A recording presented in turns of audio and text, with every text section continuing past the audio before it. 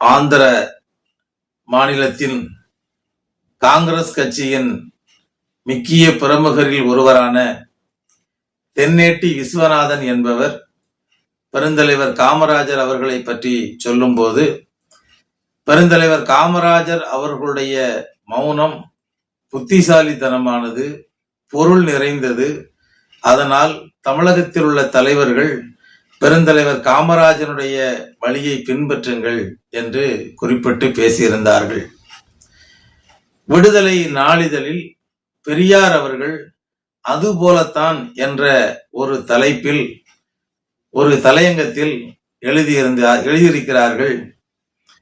தமிழகத்தில் தன்னையும் தான் சார்ந்த திராவிட கழகத்தையும் மிக மிக விமர்சிப்பது, வளர விடாமல் செய்வது மூன்றே மூன்று நாடார்கள் என்று அந்த விடுதலை நாளிதழில் அதுபோலத்தான் என்ற தலைப்பில் குறிப்பிட்டிருந்தார்கள். இந்த மூன்று நாடார்கள் யாரை சொன்னார் பெரியார் என்று சொன்னால், கிருஷ்ணசாமி நாடார், கிராமணி நாடார், பெருந்தலைவர் காமராஜர் நாடார், மாப்போசி கிராமணி நாடார். இந்த மூன்று நாடார்களை மட்டும்தான் அன்றைக்கு பெரியார் அவர்கள் குறிப்பிட்டு, இந்த மூன்று நாடார்களால்தான் தானும் தான் சார்ந்த திராவிட கழகத்தையும் வளரவிடாமல் இவர்கள் தடுக்கின்றார்கள், இந்த மூன்று நாடார்களும் என்று கடுமையாக விமர்சித்து எழுதியிருந்தார்கள். இதை கண்ட மாப்போசி அவர்கள் 14/11/1949 ஆண்டில் நேரு அவர்களுடைய பிறந்த நாளானது சென்னையில் உள்ள ராஜாஜி மண்டபத்தில் மிக மிக விமர்சையாக கொண்டாடினார்கள். இந்த விழாவில் காமராஜர் அவர்கள், மாப்போசி அவர்கள், இப்படிப்பட்ட தலைவர்கள் எல்லாம் கலந்து கொண்டார்கள். அனைவரும் இந்த விழாவில் பேசினார்கள். மாப்போசி அவர்கள் பேசுகின்ற போது ஆரியமா திராவிடமா அப்படின்ற தலைப்புல மிக மிக அருமையாக ஆரியம் என்றால் என்ன, திராவிடம் என்றால் என்ன என்று மிக அழகாக பேசியிருக்கிறார்கள். மாப்போசி அவர்கள் பேசிய பேச்சை அன்றைக்கு இருந்த நாளிதழ்கள் அனைத்து எல்லா பத்திரிகைகளிலுமே மறுநாள் காலையில மிகப்பெரிய அளவில் அவர் பேசியது பரபரப்பாக பேசப்பட்டது.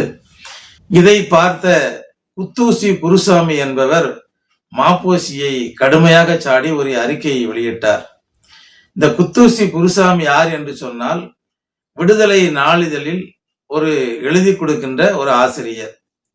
விடுதலை நாளிதழுடைய பொறுப்பாசிரியர் யாருன்னா பெரியாருடைய மனைவி மணியம்மை அவர்கள் தான் அதனுடைய ஆசிரியர். குத்தூசி குருசாமி என்பவர் திராவிட கழகத்தில் ஒரு மனிதன் அதை படிச்ச உடனே எப்படி அவன் மனசை குத்தும் அப்படின்ற அளவுக்கு எழுதக்கூடிய ஆற்றல் படைத்தவர் என்பதனால் அவரை அன்றைக்கு குத்தூசி குருசாமி அப்படின்னு கூப்பிட்டுருக்காங்க. இந்த குத்தூசி குருசாமி அவர்கள் மாப்போசிட்ட ஒரு ஒரு மிகப்பெரிய ஒரு சவால் கொடுக்காரு. மாப்போசி என்ற கிராமணி நாடாரே, நீ ராஜாஜி மண்டபத்தில் நீ திராவிடமா ஆரியமா என்று எங்களை பற்றி பேசியிருக்க. ஆனால் ராயபுரத்தில் இருக்கின்ற ராபின்சன் பூங்காவில் உன்னால கூட்டம் போட்டு இதே மாதிரி பேச முடியுமா? பேசுவதற்கு உனக்கு துணிவு இருக்கா? அப்படிலாம் சொல்லி மாப்போசி அவர்களை மிக கடுமையாக குத்தூசி குருசாமி அவர்கள் அறிக்கையிட்டு விடுதலை பத்திரிகையில் எழுதுகிறார்கள். மாப்போசி உடனே இந்த செய்தியை காமராஜர்கிட்ட கொண்டு போறாரு.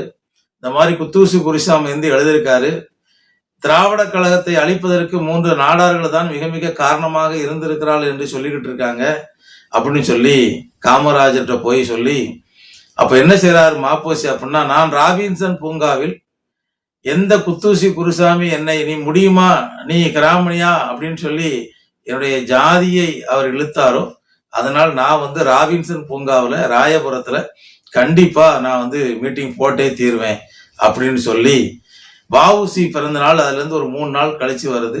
அந்த வஉசி பிறந்த நாளை மையமாக வைத்து ராயபுரத்துல ராபின்சன் பூங்காவில் ஒரு 3 நாளைக்குள்ள மிகப்பெரிய அளவில் அந்த விழாவை ஏற்பாடு செய்கிறார்கள். எல்லாருக்கும் ஒரு சந்தேகத்துல எல்லா தலைவருமே மாப்போசிய சொல்லுதாங்க, நீங்க வந்து ஒரு காம்படிஷன்ல சேர மாதிரி இருக்கு. ஆனால் அந்த அளவிற்கு அங்க ராபின்சன் பூங்காவுக்கு கூட்டம் வருமா அப்படின்னு சொல்லி எல்லாரும் மாப்போசிட்ட கொஞ்சம் ஆலோசனை சொல்லுதாங்க. எதற்காக இந்த ஆலோசனை சொல்லுகிறார் என்றால், ஒரு காலகட்டத்துல ராயபுரம் அந்த வடசென்னை ஏரியா பூராமே திராவிட கழகத்தார் தான் அதிகமாக இருந்திருக்காங்க. ஆனாலும் கூட அந்த வடசென்னை, திருவள்ளுவர் மாவட்டம், செங்கல்பட்டு மாவட்டம், அதே போல அந்த பாண்டிச்சேரி வெளியில் இருக்கக்கூடிய எல்லா இடங்களிலும் பாத்தீங்கன்னா அந்த காலத்துல லட்சக்கணக்கான கிராமணி நாடார்கள் அங்க வந்து வாழ்ந்திருக்காங்க. இவர்களை எல்லாம் மையமாக வைத்து நிச்சயமாக நம்மால் இந்த இடத்துல மிகப்பெரிய வெற்றியை பெறக்கூடிய அளவுக்கு ஒரு கூட்டத்தை கூட்ட முடியும் அப்படின்னு சொல்லி மாப்போசி அவர்கள் அந்த இடத்துல பெரியாரும் குத்தூசி குருசாமி அவர்களும் எதிர்கொண்டதற்கு ஏற்றபடியாக ஒரு கூட்டத்தை கூட்டி, கிட்டத்தட்ட அந்த கூட்டத்துல பாத்தீங்கன்னா ஒரு 20,000த்திற்கு மேற்பட்டோர் அந்த கூட்டத்துல வந்து கலந்து கொண்டு மிகப்பெரிய அளவில் அந்த கூட்டம் வந்து மிகப்பெரிய வெற்றி பெறுது.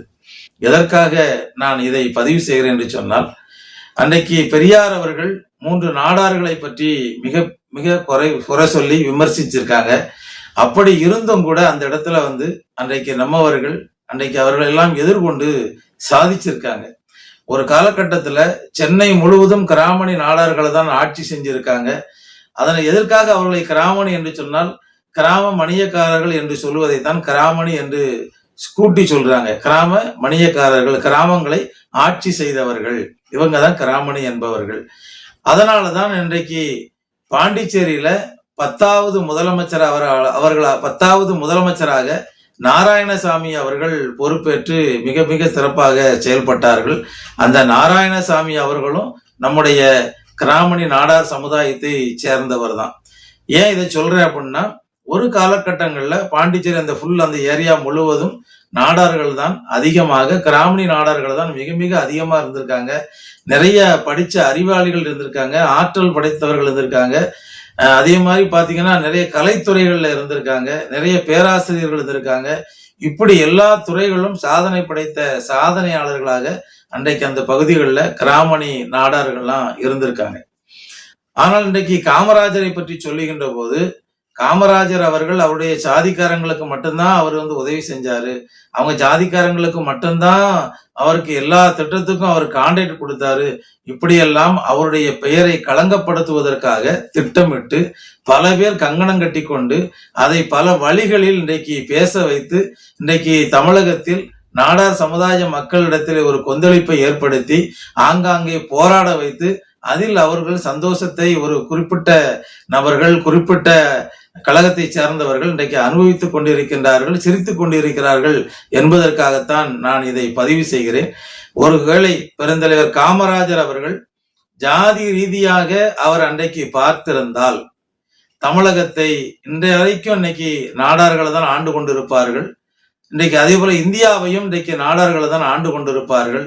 ஏனென்றால் ஒரு காலகட்டத்தில் மாப்போசி அவர்களும் அன்றைக்கு பெருந்தலைவர் காமராஜர் அவர்களும் அவர்களோடு இருந்த நாடார்களும் மிக மிக புத்திசாலிகளாகத்தான் இருந்திருக்காங்க.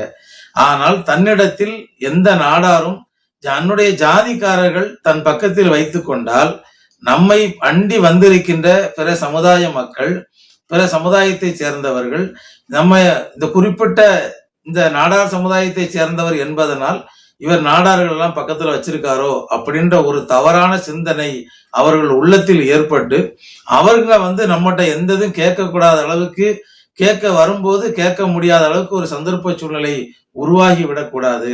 காமராஜர்கிட்ட போனால் ஜாதிக்கு அப்பாற்பட்டு அவர் அனைவருக்கும் உதவி செய்வராக இருப்பார் என்ற ஒரு நல்ல எண்ணம் மக்களிடத்தில் வர வேண்டும் என்பதற்காக பெருந்தலைவர் காமராஜர் அவர்கள் தான் பிறந்த சமுதாயத்தை சேர்ந்தவர்கள், தன்னுடைய உறவினர்கள் யாரையுமே தன்னுடைய பக்கத்துல அவர் விட்டு வைக்கல.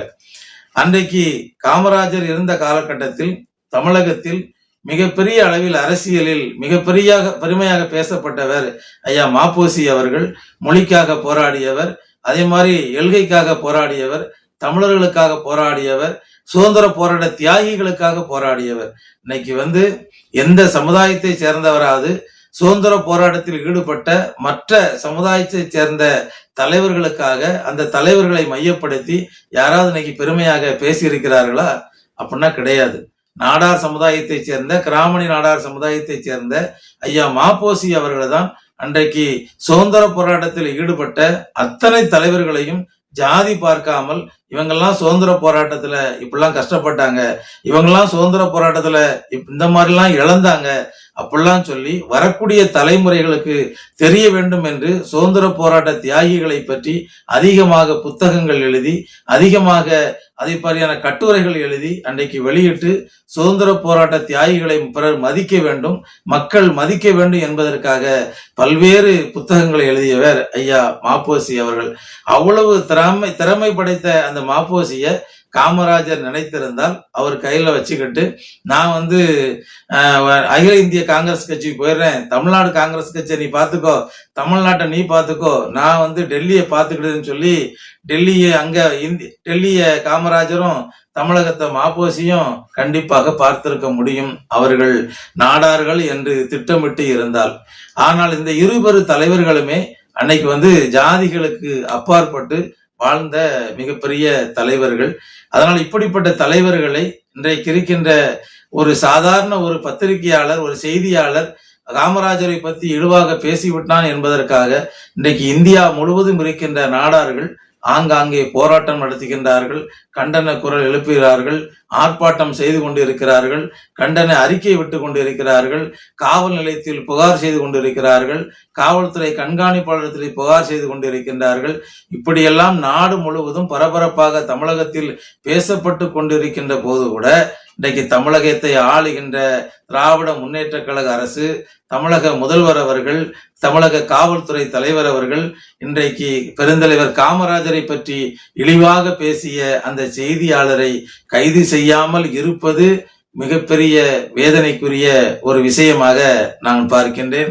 தமிழகத்தில் வரக்கூடிய காலங்களில் நாடார்கள் ஒன்று சேர்வதற்கான ஒரு வாய்ப்பை இன்றைக்கு திராவிட முன்னேற்ற கழக அரசு தமிழகத்தில் நாடார்களுக்கு ஏற்படுத்தி கொடுத்திருக்கிறது என்பதைத்தான் நான் நினைத்துக் கொள்கிறேன்.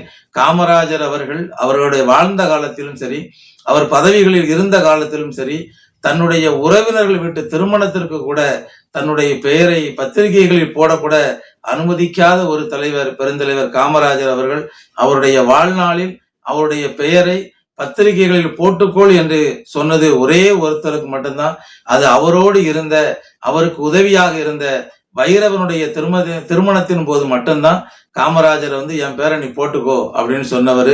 மற்றபடி அவருடைய உறவினர்கள் யாருக்கும், அவருடைய ஜாதிக்காரர்களுக்கோ உறவினர்களுக்கோ, நம்முடைய ஜாதியை சேர்ந்தவர் நம்முடைய உறவினர் என்ற முறையில் கூட அவருடைய பெயரை பயன்படுத்த அனுமதிக்காத ஒரு தலைவர் தமிழகத்தில் பெருந்தலைவர் காமராஜர் அவர்கள். அவர்கள் தன் ஜாதிக்காரன் தான் வரணும், ஏன்னா இன்னைக்கு நம்ம வரணும், நம்ம பிள்ளை வரணும், பேர வரணும், பேரனுக்கு பேரனு வரணும் அப்படின்ட்டு கனவு கண்டு கொண்டு இருக்கின்ற அரசியல்வாதிகள் மத்தியில் அன்றைக்கு பெருந்தலைவர் காமராஜர் அவர்கள் தனக்கு பின்னால் வருபவரும் கூட அடித்தட்டு மக்கள் தான் பதவிகளுக்கு வர வேண்டும் என்று ஆசைப்பட்ட ஒரு தலைவர் பெருந்தலைவர் காமராஜர் அவர்கள்.